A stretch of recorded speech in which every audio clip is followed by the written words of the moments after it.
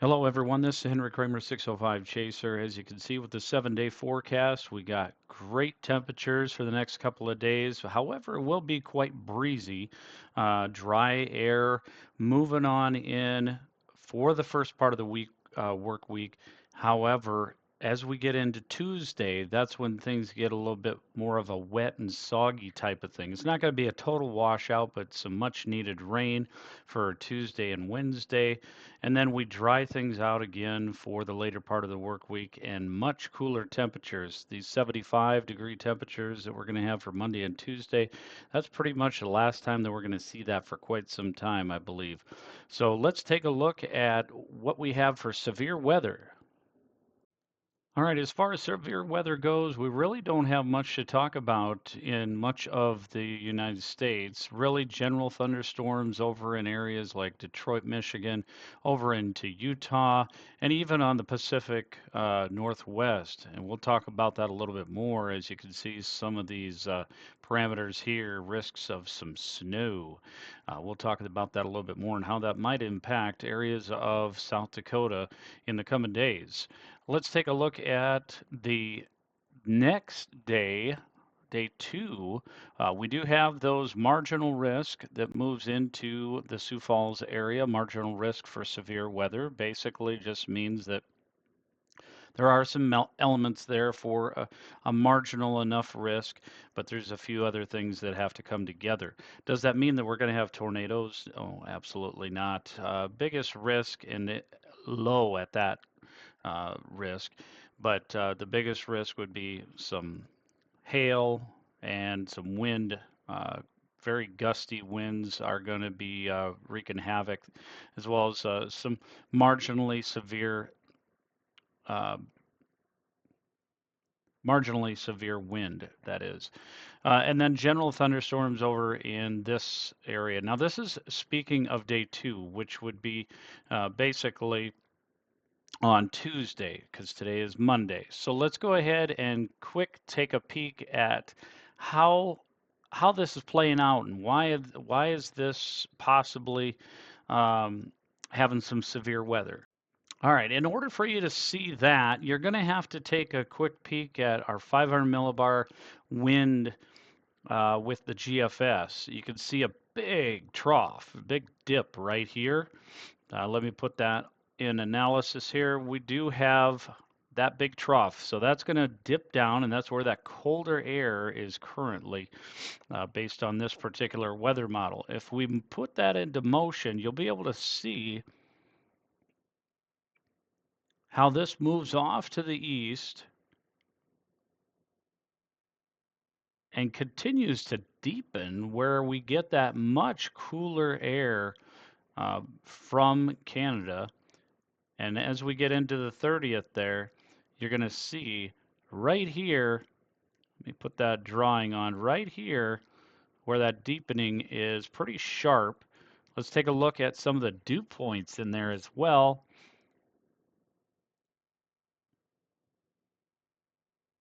And as you can see, this is why we do have moisture, higher dew points right here coming up from the Gulf.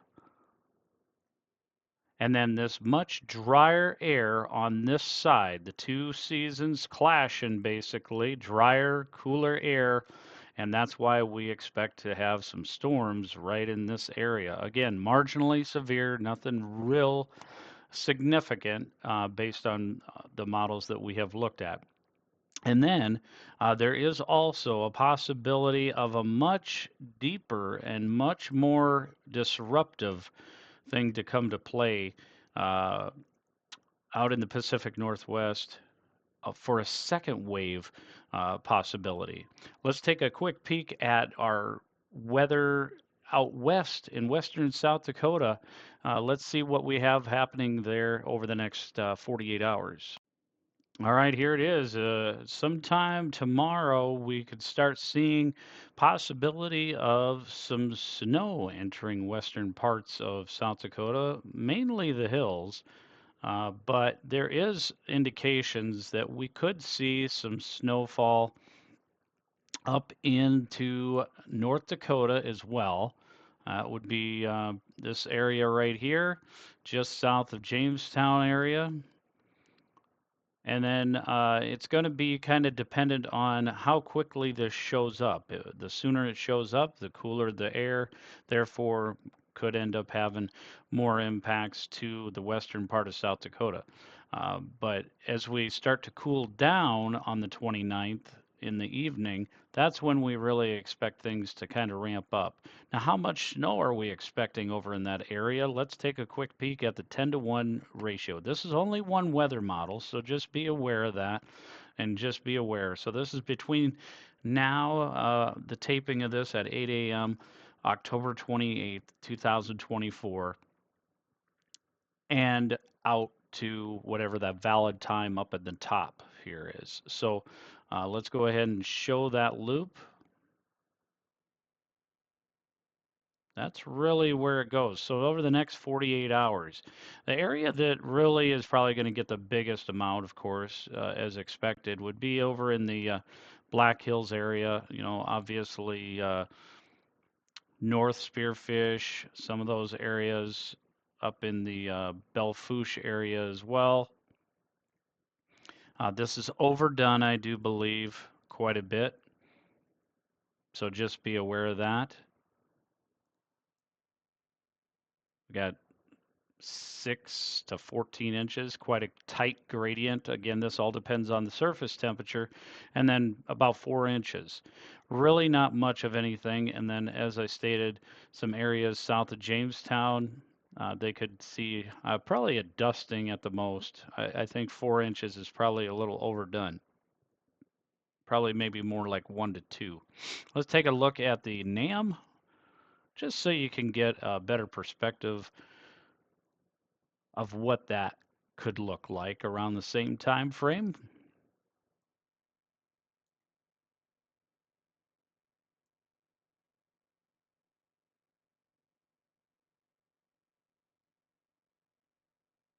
All right, so this is showing nothing really of Jamestown for snow, but this area here,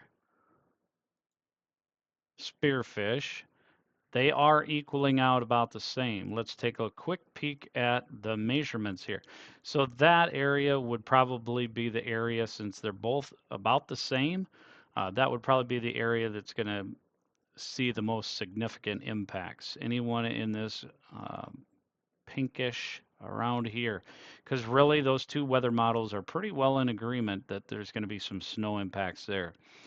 So anyone that's going out to western part of South Dakota will want to be careful over the next 48 hours. All right, let's go ahead and take a peek a little bit further into the work week so that we could kind of take a look at any other type of severe weather. All right, well, we do have severe weather possible by time we get to Wednesday.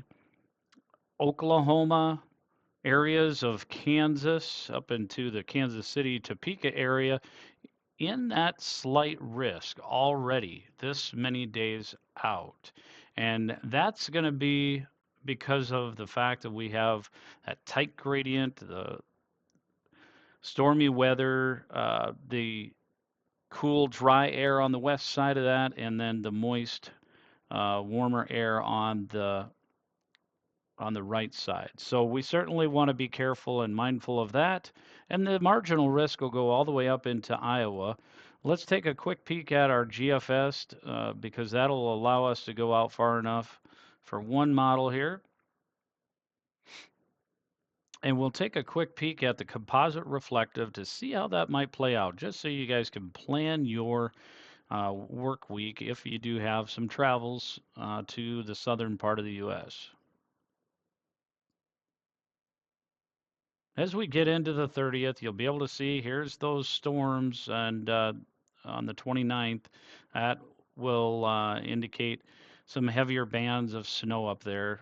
It shows rain, but that's because I don't have the radar type on there. But as we get into the 30th and the 31st, your Halloween could wreak havoc for you for travels. This GFS model shows and supports that this is a little bit farther north. But then once we get into the 31st, those storms over into areas like Memphis, Tennessee, Kentucky, all of them, they end up having that line of storms push off to the east. So this particular model then supports on the 2nd some more storms. And if we take a quick peek at the NAM, let's see what that says.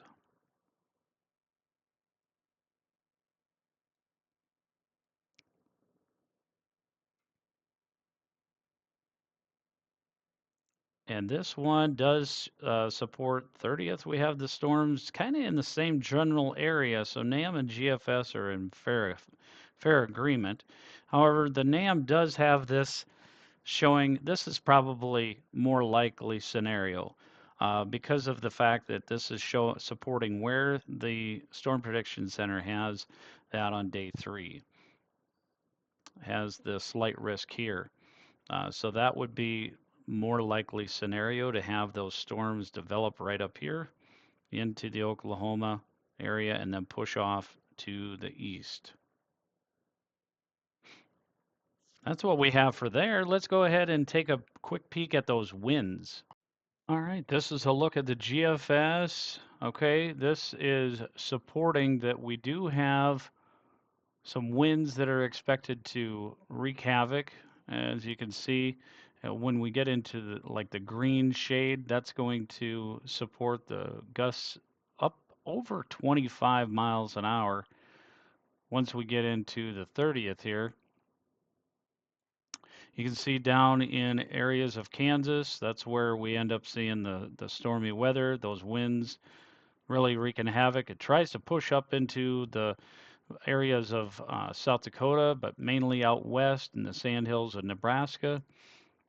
By the time it gets to the early morning hours of the 30th, we do end up seeing some of that wind, and then it pushes off and things tame down a little bit as that cooler air dominates pretty much the entire area. Then we get the winds coming back up by Friday because let's take a look at the soundings here. According to this, we do have the precipitation, water, 0.36, not a whole lot of moisture there, obviously. And then decape is 61 joules per kilogram, not much either. And then as far as the temperatures go, primarily in the upper 50s, maybe some 60s, approaching the Valentine area. If we could put this into motion a little bit further, don't want to go too far out because it really gets dicey just going based off of one weather model. More winds show up in the sandhills of Nebraska as we get into the 5th. Let's take a look at your 6 to 10 day outlook and your 8 to 14 day precipitation and temperature outlook. All right, over the next 6 to 10 days, we can certainly see above normal temperatures. This is November 2nd through the 6th, above normal. Really not too shabby. I appreciate the above normal, but I do want to get some precip. And as you can see there, it is slightly above for November 2nd through the 6th, indicating or indicative of that of that 7-day forecast that I gave you. So let's take a look at the 8 to 14 day temperature outlook. We do have above normal temperatures, just so ever slightly, somewhere between 40 and 50% above normal temperatures for November 4th through the 10th. And then let's take a look. Do we have some more precip? According to the Climate Prediction Center, not really. It's going to be basically near normal or below normal for much of our area along even the northwest part of the United States, which leads me to believe that we are still in that neutral ENSO, and we have an extremely weak La Nina. Once we start getting a stronger La Nina weather pattern, we're going to probably see what typically happens is we typically end up seeing this below normal become above normal here and flip flops. The below normal goes down into more of the Texas, New Mexico area, and then the above normal ends up going into the Pacific Northwest. That's the typical La Nina, but not every single La Nina is the same. So that's the latest information that we have. I want to thank our partners at Prairie Pro General Contractors. You can check them out and request a quote today at prairieprosd.com. Also, our amazing partners with Fit Revolution, Refuel Nutrition, and Mission Nutrition. Check them out today. Contact one of the coaches there, get with them, and make sure that you stay fit and ready so that way you don't have to do the yo-yo diets, Get your shakes with lots of protein. You can end up getting a shark bite, which is an amazing energy bomb. It's like drinking Kool-Aid without all the sugar, but it also gives you a boost of healthy energy. So that is the latest information that we have from the 605 Chaser Studios. Thank you. Don't forget to smash that like button, hit the share, and make sure that you subscribe for our YouTube channel subscribers. God bless y'all.